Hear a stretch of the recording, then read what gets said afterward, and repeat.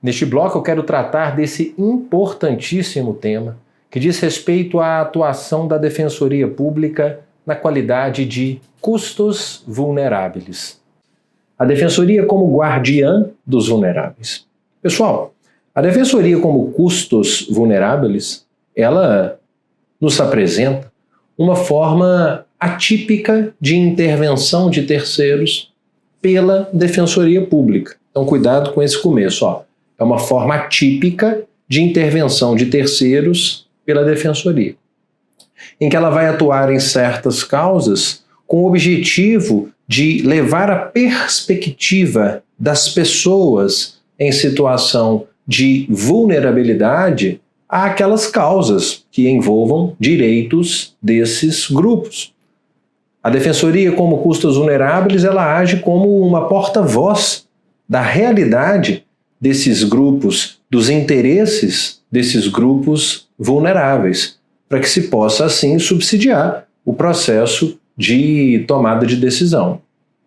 Sobre o tema, o professor Maurílio Casas, que é, a propósito, o pai da expressão custos vulneráveis, um defensor público lá do estado do Amazonas, lembra que custos vulneráveis representam uma forma interventiva da Defensoria em nome próprio e em prol de seus interesses institucionais. Atuação essa subjetivamente vinculada aos interesses dos vulneráveis e objetivamente aos direitos humanos, representando a busca democrática do progresso jurídico-social das categorias mais vulneráveis no curso processual e no cenário jurídico-político.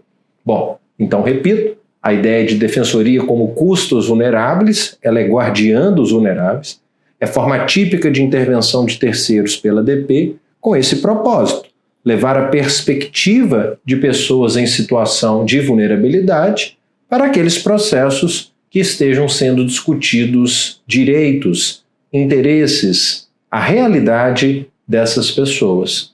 E isso, claro, subsidiando assim o processo de tomada de decisão.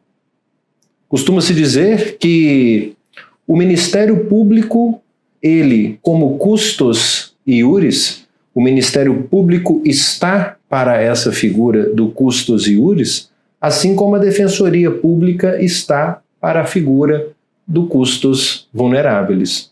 Claro, o MP, com um papel bem específico, um papel de manutenção da ordem jurídica, enquanto a Defensoria com uma missão aqui de buscar esse progresso jurídico dos necessitados.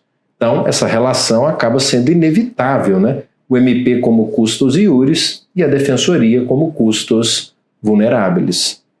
Ressalta-se a existência de uma defensoria interveniente, ao lado da parte e de seu advogado, à semelhança do MP em seu atuar interventivo. O MP tradicionalmente apresenta seus pareceres no processo civil, independentemente de as partes serem auxiliadas por excelentes advogados privados, mas tudo é feito com lastro em sua atribuição constitucional. Atenção, do mesmo modo, por certo, deve ocorrer com o custos vulneráveis. Então, a Defensoria, ela atua como custos vulneráveis em ações em que os interesses, os direitos dessas categorias estejam sendo discutidos, independentemente de esses sujeitos estarem ou não representados por advogados. Quais seriam os fundamentos? Os fundamentos constitucionais e infraconstitucionais para a atuação da DP como custos vulneráveis. A doutrina costuma citar constitucionalmente tanto o artigo 5º, inciso 74, quanto o próprio artigo 134. Isso porque a Constituição Federal, quando trata da atuação da DP, ela não limita por qual instrumento a Defensoria vai atuar. E essa atuação pode ser tanto por uma representação postulatória, como é mais comum, por legitimidade extraordinária da Defensoria Pública, uma atuação como amicus curiae, ou até mesmo, e por que não, como custos vulneráveis. Agora, se você precisar falar de fundamentos para a atuação da ADP como custos vulneráveis, você também não pode deixar de citar alguns incisos do artigo 4º da Lei Complementar 80 de 94. Começando pelo inciso 7, que fala que é função da Defensoria promover, percebam, todas as espécies de ações. Ações aqui não no sentido de demanda judicial propriamente, mas valer-se de ações, de iniciativas para propiciar a adequada tutela desses direitos. Assim como também o inciso 10, que fala da promoção de forma mais ampla possível da defesa dos direitos fundamentais dos necessitados. Atenção, admissíveis todas as espécies de ações, aqui também ações no sentido de iniciativas, razão pela qual a atuação como custos vulneráveis também pode ser extraída daqui. E talvez como principal, o inciso 11, que fala do exercício da defesa dos interesses de todas essas categorias, vejam, né? Categorias de vulneráveis que de alguma forma mereçam proteção do Estado. Então, aqui agindo como essa forma atípica de intervenção de terceiro, como custos vulneráveis.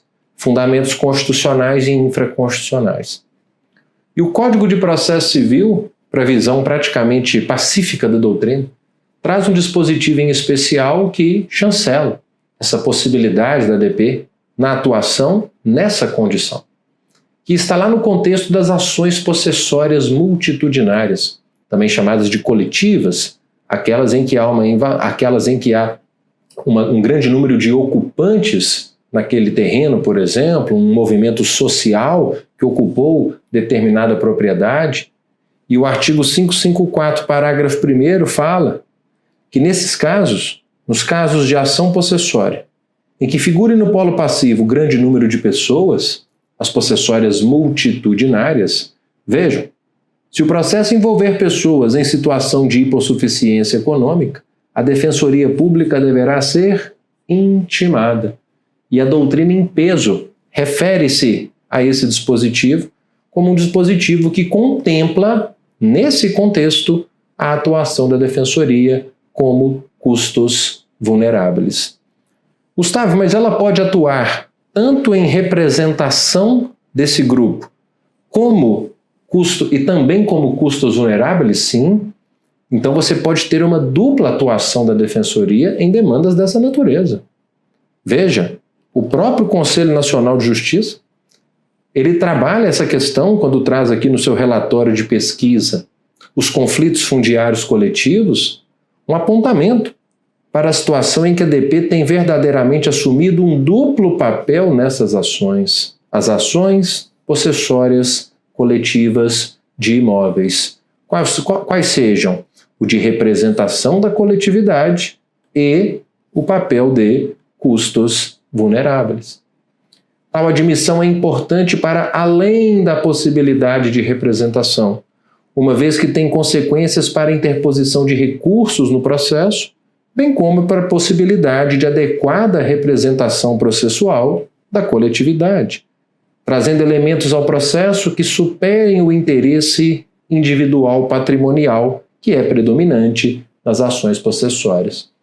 E a propósito, quando ele fala aqui em recursos, esse é um grande ponto distintivo, né, da atuação da Defensoria como custos vulneráveis para uma eventual ligação ou uma eventual relação da Defensoria com o amicus curiae.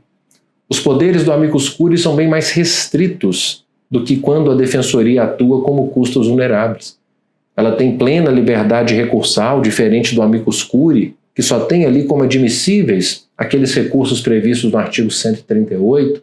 Então a atuação, o reconhecimento da ADP como custos vulneráveis implica uma maior amplitude, né, de atuação no campo processual. Atuação essa como custos vulneráveis que pode se dar a propósito, tanto em processos individuais como em processos coletivos, como destaca o professor Cássio Scarpinella Bueno, que com base na missão institucional que lhe é reservada desde o modelo constitucional, é irrecusável a compreensão de que a Defensoria deve atuar em processos individuais e coletivos, também na qualidade de custos vulneráveis, promovendo a tutela jurisdicional adequada dos interesses que lhes são confiados. A propósito disso, numa demanda individual, envolvendo uma questão afeta à obrigação dos planos de saúde de fornecer medicamentos não registrados pela Anvisa, o STJ, numa decisão extremamente paradigmática e importante, decidiu em julgamento de recurso especial repetitivo, aqui publicado no informativo 657, que sim, que é admissível a intervenção da Defensoria, que aqui no caso foi da União, mas que vale também para as defensorias estaduais, como custos vulneráveis na hipótese em que há formação de precedentes em favor dos vulneráveis e dos direitos humanos. Aqui foi um caso onde a senhora Ondina ajuizou uma ação cominatória contra a Amil e Itaú-Seg, alegando que elas se recusavam a custear um determinado medicamento. Pediu assim a condenação das réis ao custeio dessas despesas. O STJ reconheceu nessa paradigmática decisão que, em razão da vulnerabilidade do grupo de consumidores potencialmente lesados e também da necessidade de defesa do direito fundamental à saúde, a Defensoria Pública estava legitimada para atuar como custos vulneráveis. Dito tudo isso, vamos dar uma olhadinha numa questão recente aqui de uma prova de Defensoria Pública envolvendo a temática da Defensoria como custos vulneráveis. Vamos lá. 2022, Defensoria do Amapá. A intervenção da Defensoria na condição de custos vulneráveis. Letra A. Não encontra guarida ou previsão no ordenamento jurídico brasileiro? Encontra sim, né? Tanto a Constituição Federal quanto a própria lei da Defensoria Pública, sobre o que tanto falamos, dá esse amparo à função de custos vulneráveis a ser exercida pela Defensoria. A letra B diz que limita-se às hipóteses de possessórias, aquelas possessórias multitudinárias. Esse é um ótimo exemplo de defensoria como custos vulneráveis, mas não é essa a única hipótese de atuação. A letra C diz que tem natureza jurídica de amicus curiae, de forma que a legitimidade recursal é restrita à interposição de EDs e recurso contra a decisão que julgar IRDR? Não. Vimos que, diferentemente do amicus curiae, a Defensoria como custos vulneráveis tem uma ampla atuação, um amplo poder, não havendo essas limitações recursais que são típicas da figura do amicus curiae. A letra D diz que nas situações em que é imposta a atuação institucional, a ausência de intimação da Defensoria acarreta nulidade processual. A banca deu essa como a alternativa correta e, embora não haja nada expresso nesse sentido, muitos defendem que, assim como a falta de intimação do Ministério Público para atuar como custos iuris desencadeia a nulidade, a falta de intimação da DP para atuar como custos vulneráveis também ensejaria essa mesma consequência. Deixa eu ver o erro da E. É instrumento aplicável exclusivamente aos processos que tratem de direitos transindividuais, não sendo possível a sua aplicação em processos individuais, hipótese em que a Defensoria atuará como representante da parte. Existe construção doutrinária em sentido contrário, defendendo que sim, também é possível a atuação da DP como custos vulneráveis em processos individuais, como inclusive naquele caso que citamos agora há pouco, naquele importante julgado do Superior Tribunal de Justiça. A propósito, para não deixar nenhuma dúvida, veja, professor Cássio Scarpinella Bueno, defendendo que, com base na missão institucional que lhe é reservada desde o modelo constitucional, é irrecusável a compreensão de que a DP deve atuar em processos individuais e coletivos, também na qualidade de custos vulneráveis. Ok? Muito bem. Com o que a gente fecha as nossas reflexões sobre esse tão importante tema, a Defensoria como custos vulneráveis. Até já!